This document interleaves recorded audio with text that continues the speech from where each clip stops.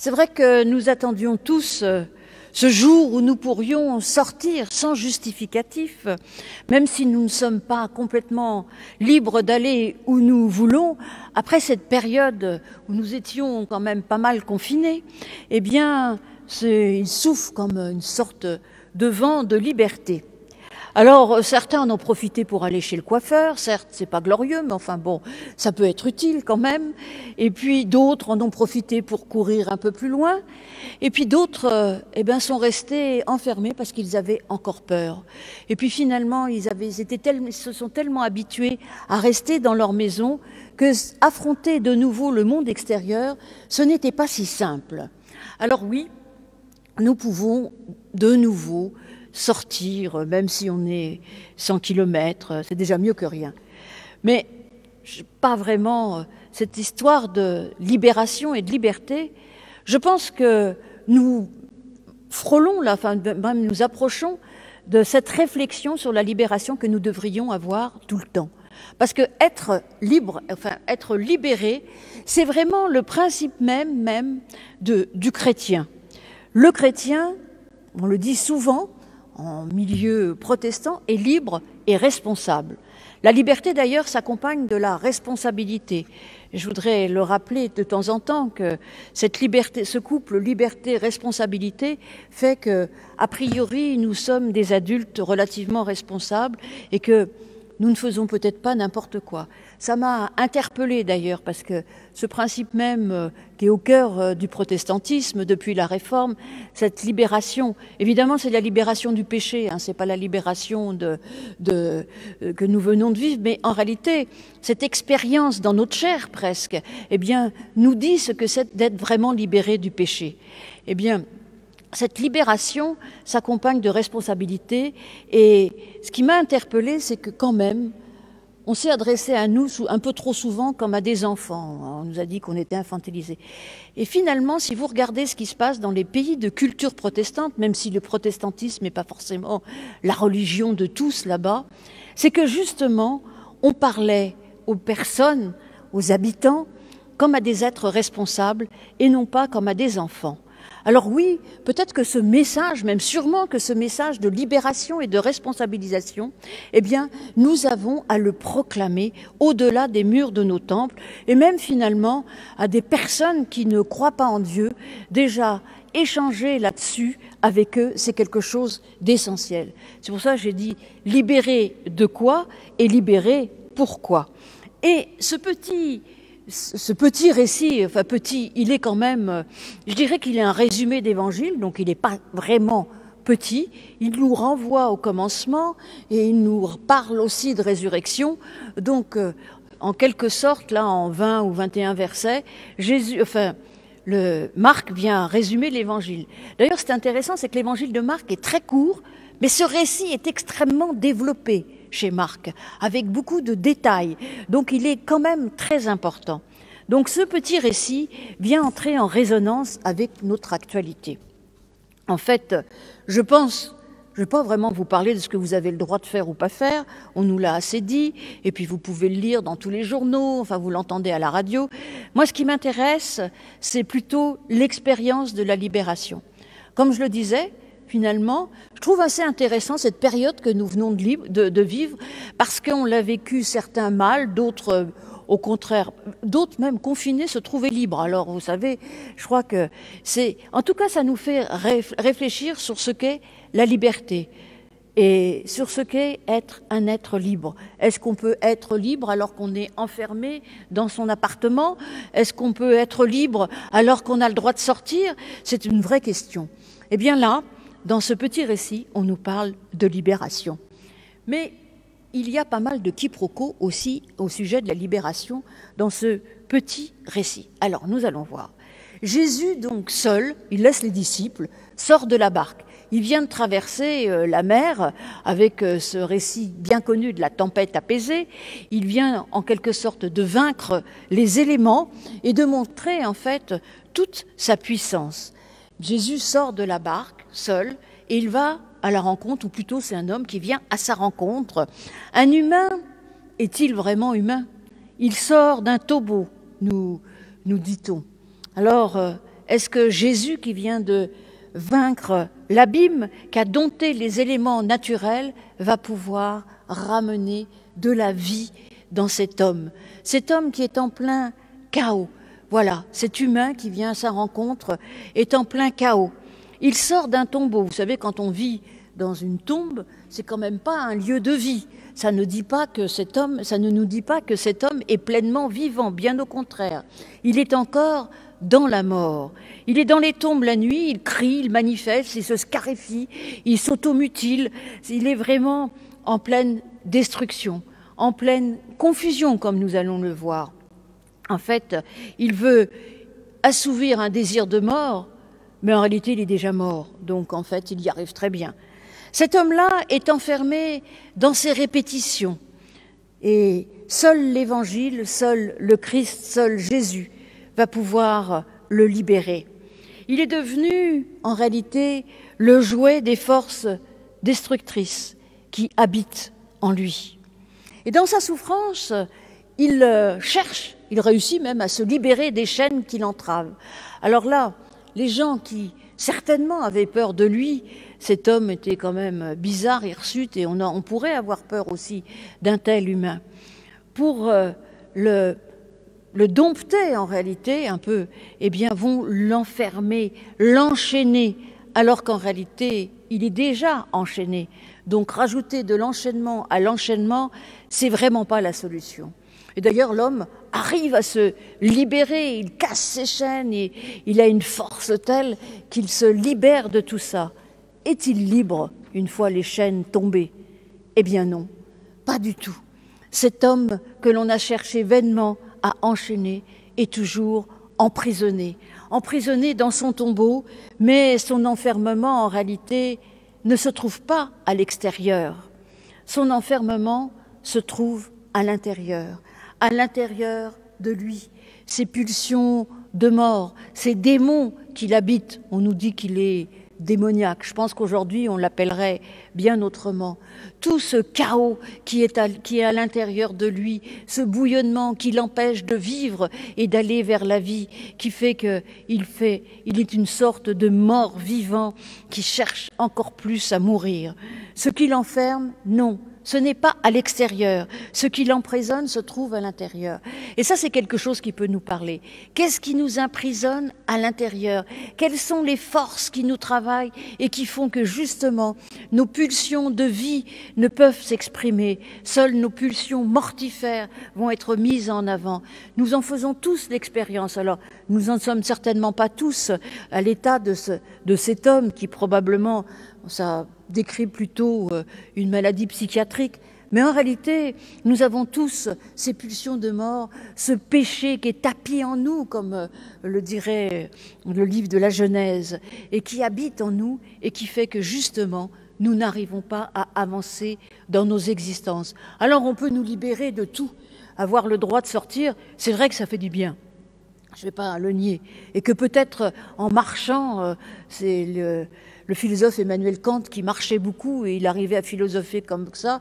Et peut-être qu'en marchant sous le soleil, nous pouvons réfléchir à notre existence et se demander en effet ce qui nous enferme. Quelle est cette liberté retrouvée de l'extérieur? Comment la retrouver à l'intérieur de nous? Parce que, comme je le dis très souvent, nous faisons notre expérience aussi de manière corporelle. Il ne suffit pas de vivre uniquement de manière spirituelle. Notre corps souffre avec notre esprit. Eh bien, peut-être que des fois, en effet, il faut que nous soyons libérés pour pouvoir faire l'expérience de cette libération intérieure. Donc, cet homme, il est complètement enfermé. Il est enfermé par les forces mortifères qui l'habitent. Et ça, nous aussi, nous pouvons en faire l'expérience. D'ailleurs, je pense que l'expérience de la libération, elle est à vivre tout le temps. Régulièrement, ces forces mortifères viennent et replonger en nous pour nous empêcher d'avancer. Il n'est pas question d'une libération un moment pour toujours, mais en réalité, c'est un travail qui doit être fait encore et encore. Mais qu'est-ce qui se passe dans notre récit? Comment se passe cette libération? Alors, Déjà on peut s'interroger, qu'est-ce que venait faire Jésus sur cette autre rive? C'est vrai, l'autre rive, c'est ce qui correspond à la Jordanie aujourd'hui, vous l'avez entendu, c'est appelé la Décapole.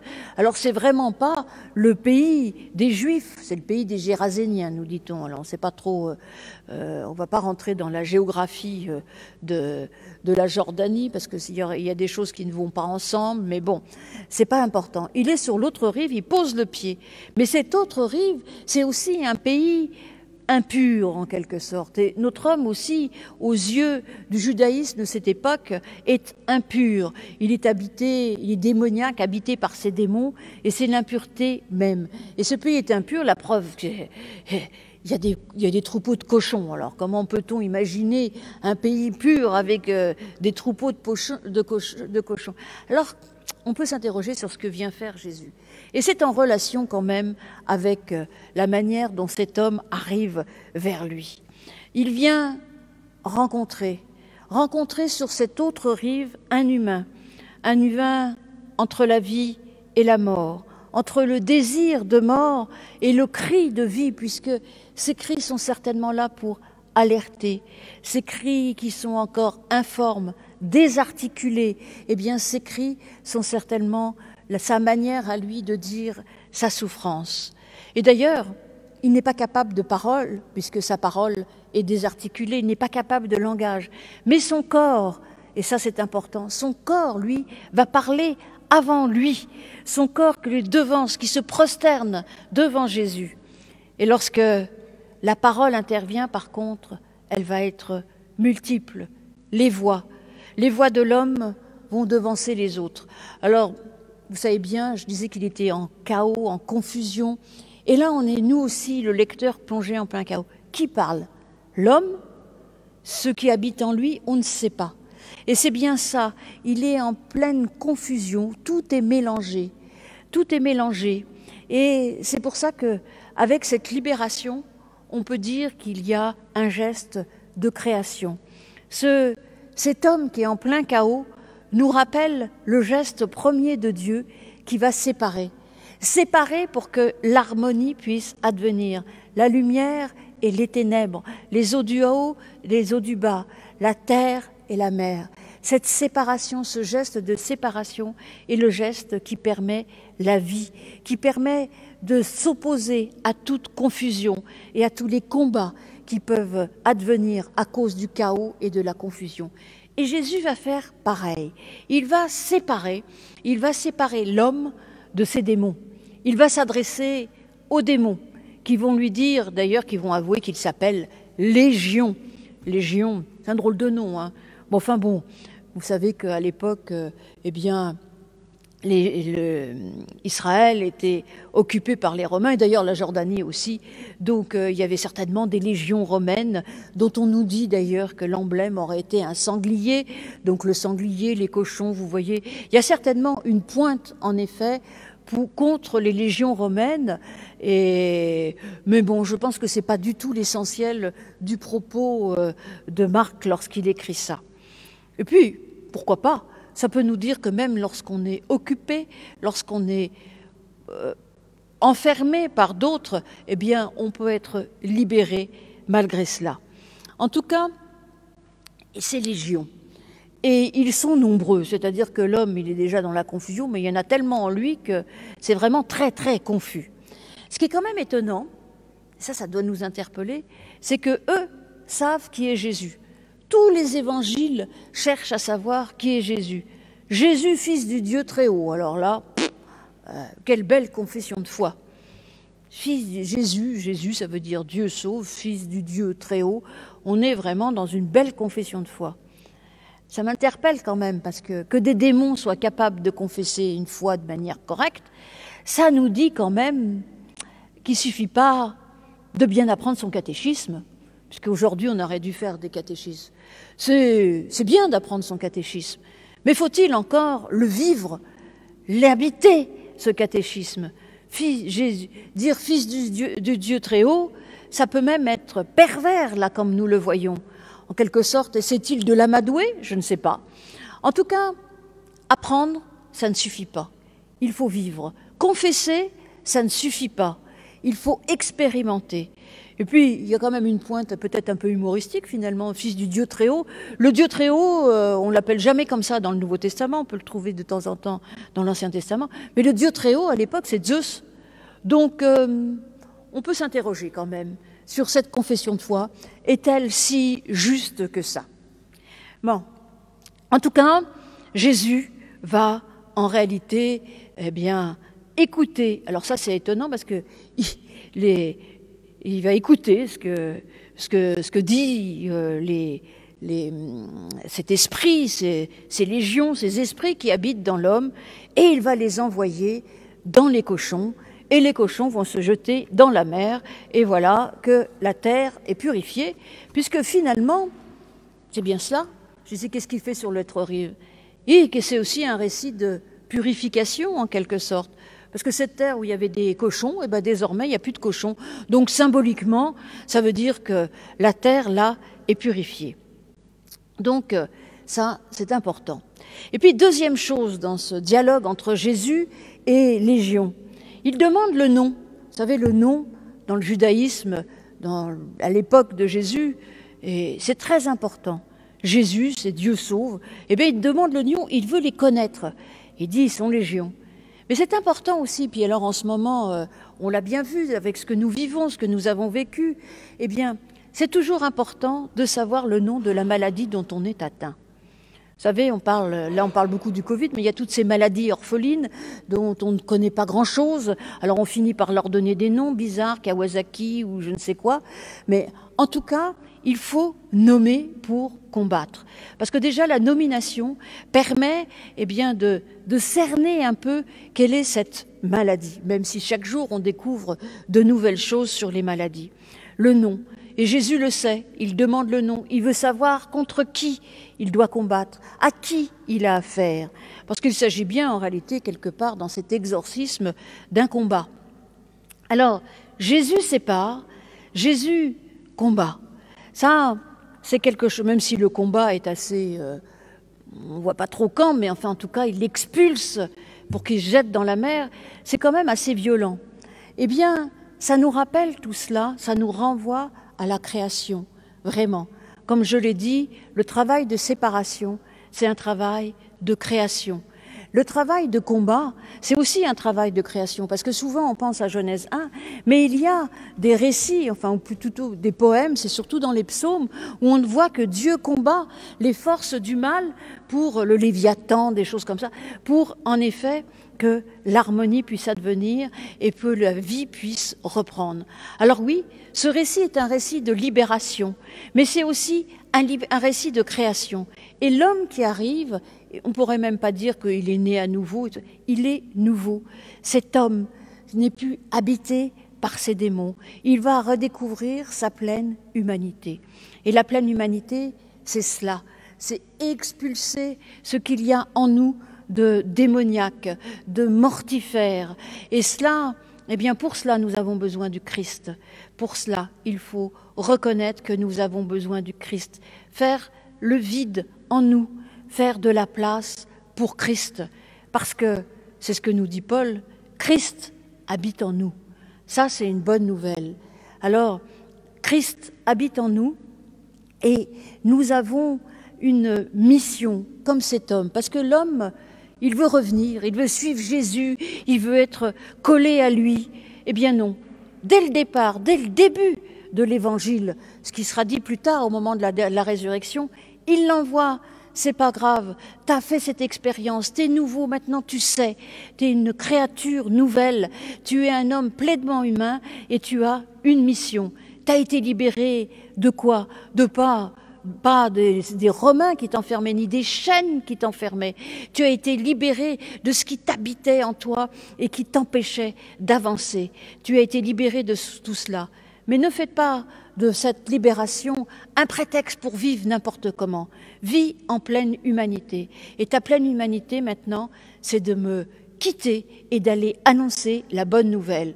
Ça nous renvoie presque enfin ça nous renvoie à la résurrection, lorsqu'après les apôtres, les femmes vont être envoyées pour annoncer la nouvelle. Eh bien lui, dès le début, hop, il est envoyé, il faut qu'il raconte ce que Jésus a fait pour lui. Jésus qui demande la plupart du temps le silence, eh bien non, au contraire, lui, il faut qu'il proclame dans cette terre qui pourtant n'était certainement pas la terre première de la mission pour laquelle il était venu, dans cette décapole qui vient elle aussi en quelque sorte devenir une terre habitable, puisque les esprits impurs en ont été chassés également. Ainsi, il a une mission. Et lorsque nous sommes libérés, c'est en effet pour faire quelque chose avec cette libération. Alors on nous dit Christ habite en nous.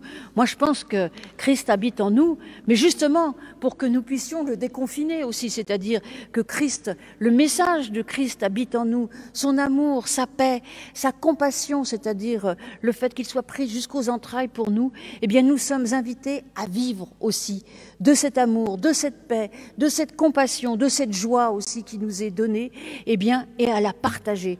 Parce que si nous la gardons, eh bien elle meurt. Alors là, voilà quelque chose de formidable. C'est que là, il n'est pas question de quelque chose qui serait c'est pas ce qu'on appellerait une énergie non renouvelable. Au contraire, c'est renouvelable à l'infini. Alors surtout, partageons, continuons à partager, à donner, à proclamer, parce qu'il y a plein de manières, lui il est appelé à proclamer, mais nous sommes nous aussi appelés à nous mettre au service. Ainsi, il faut continuer encore et encore à expulser cette bonne nouvelle, comme nous devons en premier expulser la nouvelle, ce qui est mortifère en nous, ce qui nous enferme, eh bien, nous devons expulser cette bonne nouvelle afin qu'elle entre dans les autres aussi, et qu'eux aussi se découvrent pleinement humains, pleinement libérés et pleinement responsables. Il y a quelque chose d'extraordinaire. Cet envoi en mission avant même la résurrection, je trouve que c'est quelque chose qui nous rejoint aussi. Ce récit, pour moi, est essentiel. Il est vraiment, comme je le disais, un condensé de l'Évangile, où l'on voit cet homme, nouvelle création sur cette terre, nouvelle création également aussi. Mais la création, c'est quelque chose que nous sommes appelés à continuer avec le Christ. Nous sommes appelés, comme le dit l'apôtre Paul, nous avons été co-crucifiés, mais nous sommes aussi appelés à co-créer de nouveau, maintenant que nous sommes pleinement humains. Ainsi, l'homme doit accepter de ne pas suivre Jésus. Il doit le quitter. Et ça, c'est le geste aussi de la résurrection. Parce que le Christ ressuscité, eh bien, physiquement, nous l'avons quitté. Mais nous restons avec lui, avec sa parole, tant que nous sommes capables de recevoir l'amour qu'il nous donne et tant que nous sommes capables de partager. Alors oui, nous sommes libérés, mais avec une mission, celle de proclamer, celle de partager. Et je trouve que cette phrase de Martin Luther, dans son traité de la liberté chrétienne, est tout à fait paradoxale, mais en même temps, elle nous dit pourquoi, de quoi nous sommes libérés et pourquoi nous sommes libérés. Il nous dit, le chrétien, c'est une phrase bien connue, le chrétien est l'homme le plus libre, maître de toutes choses, il n'est assujetti à personne. Et en effet, nous avons cette liberté, nous ne sommes assujettis à personne. Et nous ne sommes même pas assujettis à ce qui voudrait rentrer en nous et nous enfermer, même de l'intérieur. Mais le chrétien étant toute chose le plus serviable des serviteurs, des esclaves même, il est assujetti à tous. Alors oui, et ça rejoint aussi ce que nous dit Paul dans la lettre aux Galates, nous sommes libérés, mais nous sommes libérés pour nous mettre au service des autres, par la proclamation, par les gestes d'entraide, il y a bien des moyens de nous mettre au service des autres. Mais ce service même est une libération. Parce que lorsque nous nous mettons au service des autres, lorsque nous nous tournons vers l'extérieur, eh bien, nous sommes libres, en effet, libres de ne pas tourner vers nous, nos désirs de toute puissance, nos désirs de vouloir tout maîtriser. Eh bien, lorsque nous allons dans le monde, vers les autres, pour proclamer la bonne nouvelle du Christ, la bonne nouvelle que nous sommes aimés en Christ, par Christ, que Dieu nous libère, que Dieu nous offre sa paix, même au milieu des temps de guerre, que Dieu nous offre sa joie, même lorsque nous sommes dans le deuil, que Dieu nous aime malgré tout et contre tout. Eh bien, cette bonne nouvelle est une vraie libération. Alors oui, nous sommes appelés à proclamer et à servir. C'est là être un chrétien libre, libéré, pour annoncer. Amen.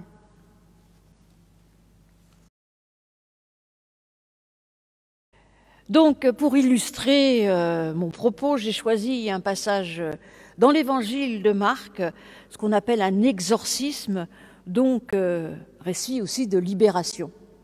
Dans l'évangile de Marc, au chapitre 5, ils, c'est-à-dire Jésus et ses disciples, arrivèrent sur l'autre rive de la mer, dans le pays des Géraséniens. Sitôt que Jésus fut descendu du bateau, un homme sortant des tombeaux et possédé d'un esprit impur vint au-devant de lui. Il avait sa demeure dans les tombeaux, et personne ne pouvait plus le lier, et même avec une chaîne, car souvent il avait eu des fers aux pieds, et avait été lié avec des chaînes, mais il avait rompu les chaînes et brisé les fers, et personne n'avait la force de le maîtriser. Il était sans cesse dans les tombeaux et sur les montagnes, nuit et jour, criant et se blessant avec des pierres.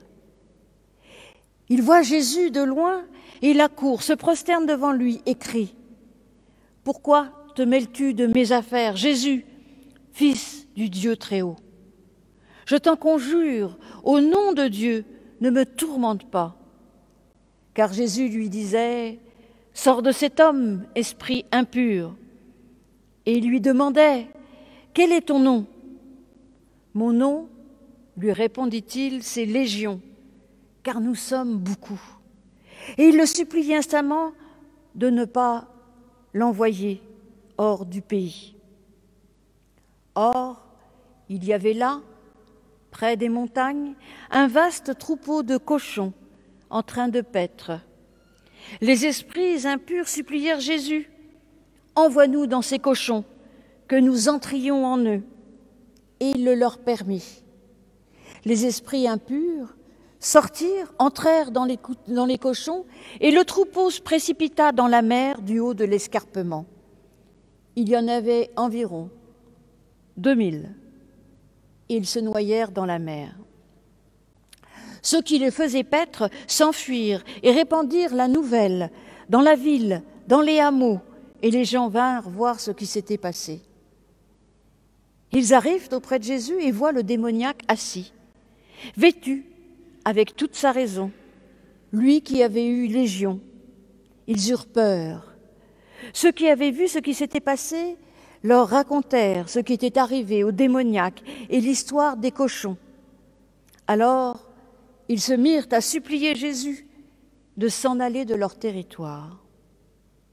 Comme il montait dans le bateau, celui qui avait été démoniaque le suppliait de le garder avec lui. Il ne lui permit pas, mais il lui dit : « Va-t'en chez toi, auprès des tiens, et raconte-leur tout ce que le Seigneur a fait pour toi, comment il a eu compassion de toi. » Il s'en alla, se mit à proclamer dans la Décapole tout ce que Jésus avait fait pour lui. Et tous étaient étonnés.